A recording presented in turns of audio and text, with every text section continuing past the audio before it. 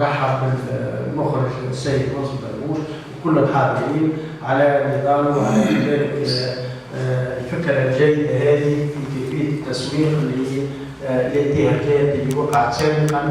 ونعرف الفيلم هذا وقع منها في مهرجان فتاج، وقع منها ربما في بعض الكليات او التلفزيون او منشورات التشويش عليه. هذا المهم فيه. بعد الفيلم ان شاء الله باش ناخذ بعض اسئله السيد المخرج وهو يجاوبنا بالرؤيه اللي عنده، وليس بالتواضع على المستقبل كيفيه مناصره هذه الضحايا اللي وقعت في المستقبل، ثم كيفيه الترويج لعداله انتقاليه. Je ne prétends pas, et j'ai jamais prétendu, et je n'ai jamais dit ça ni dans les médias ni chez les journalistes, que j'ai prétendu que j'écris l'histoire de la Tunisie. Je n'ai jamais prétendu ça. C'est mon droit en tant qu'artiste. Je peux ne pas parler du tout, ni de la gauche, ni de la droite, ni des gens syndicalistes, ni rien. J'aurais pu passer outre ça, mais j'ai raconté ça par modestie et parce que aussi ces gens-là, ils ont combattu, ils ont milité, et ils ont le mérite d'être dans mon film. Mais les islamistes, je parle d'eux pourquoi? D'abord parce que je n'appartiens pas à aucun parti politique, je n'appartiens à aucun mouvement, j'appartiens à moi-même, je suis le Tunisien musulman au quotidien. Je ne prétends jamais être un islamiste et je ne veux pas ce mot que je n'aime pas.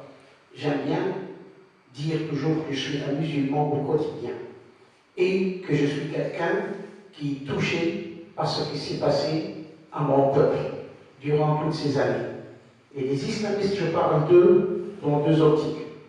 La première, c'est de savoir, comme il a dit Lamine Bouazizi, quand il a vu mon film Sidi Bouzid, il a dit, quand j'ai regardé le conflit, je me suis demandé pourquoi tous les islamistes nahdawistes ne sont pas devenus des Daesh, des Daeshistes, c'est-à-dire l'État islamique.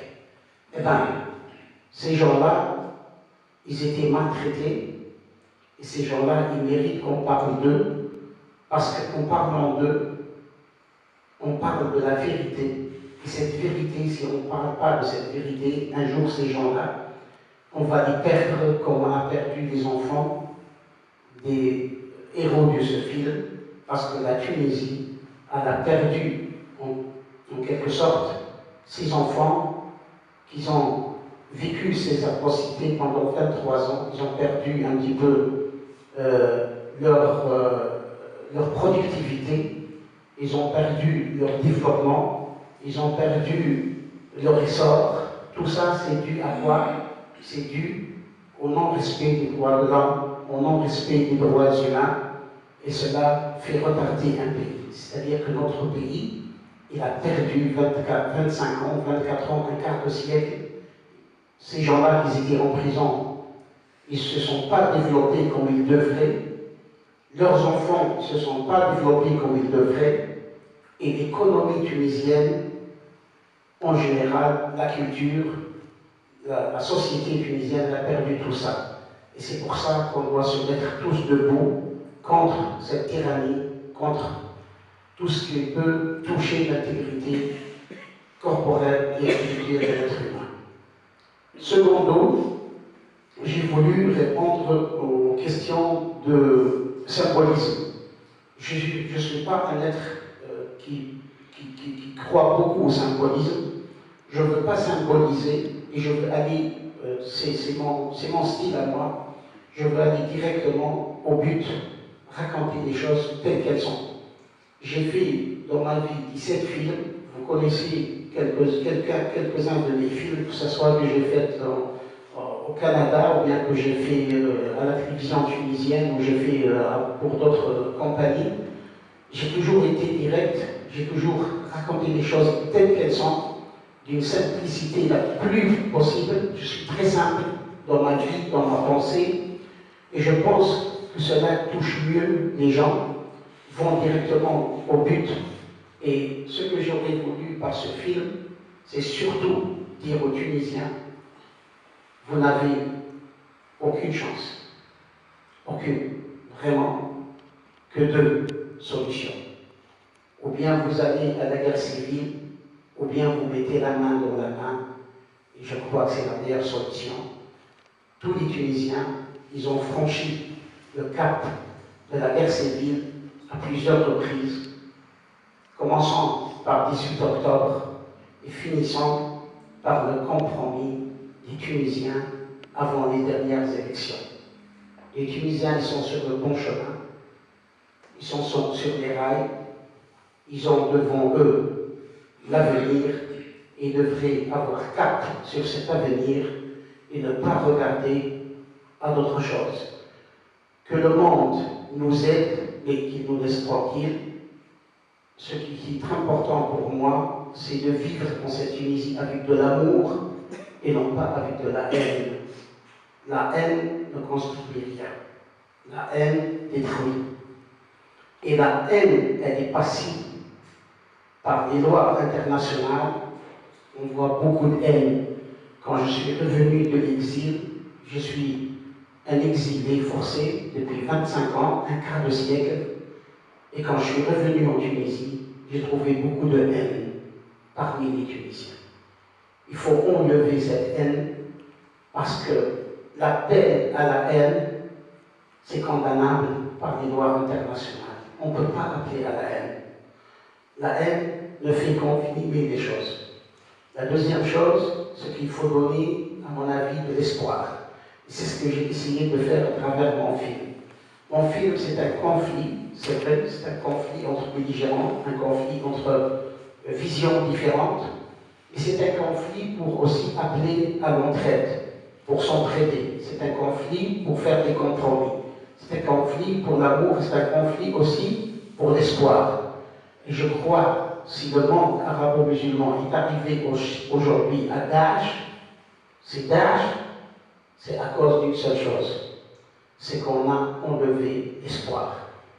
Et l'espoir, il est toujours meilleur que le désespoir. Mettre de l'espoir dans la vie, donner de l'espoir à notre jeunesse, donner l'espoir aux Tunisiens, c'est ce qui va nous avancer, parce que sans espoir, on va aller vers Daesh. En Tunisie, le cinéma tunisien, elle a participé grandement et d'une façon incroyable à avoir cette situation aujourd'hui en Tunisie. C'est-à-dire, au début des années 60, le cinéma tunisien a commencé par certains Tunisiens dont on n'en parle jamais dans l'histoire cinématographique de Tunisie.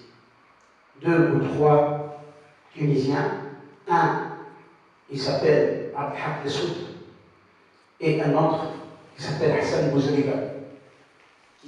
Hassan Bouzriba, c'était un homme de culture, et Abdelhak Lessoud, il était, à un certain moment donné, le chef du cabinet du ministre de la Culture.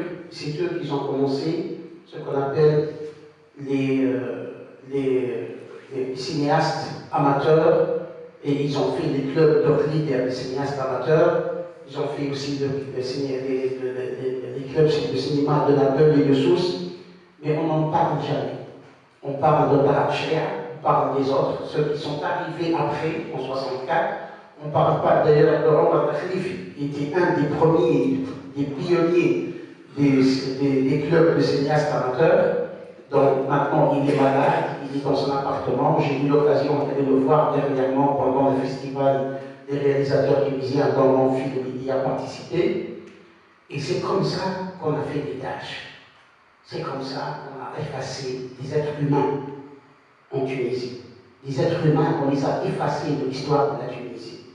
Comme on a effacé Dedebchir Abdelgrad, la femme extraordinaire, la femme, la leader de l'émancipation de la femme en Tunisie, dont le sujet de mon prochain film, Inch'Allah, ça va être autour de cette grande dame. Et c'est comme ça qu'on a donné, après les premiers films tunisiens, la première décennie, qui était consacrée à ce qu'on appelle les mouvements nationaux, le mouvement national tunisien. On a fait une autre décennie de cinéma dont on parlait justement de tout ce qui est immigration. C'est-à-dire qu'en Tunisie, pendant 10 ans, on nous a matraqués à travers des films tunisiens. Je peux vous donner des exemples, comme par exemple des ambassadeurs, etc., où on montrait que le bonheur, il est au-delà de la mer Méditerranéenne. On ne pourra jamais faire un bonheur ici, sur notre terre, dans notre patrie, dans notre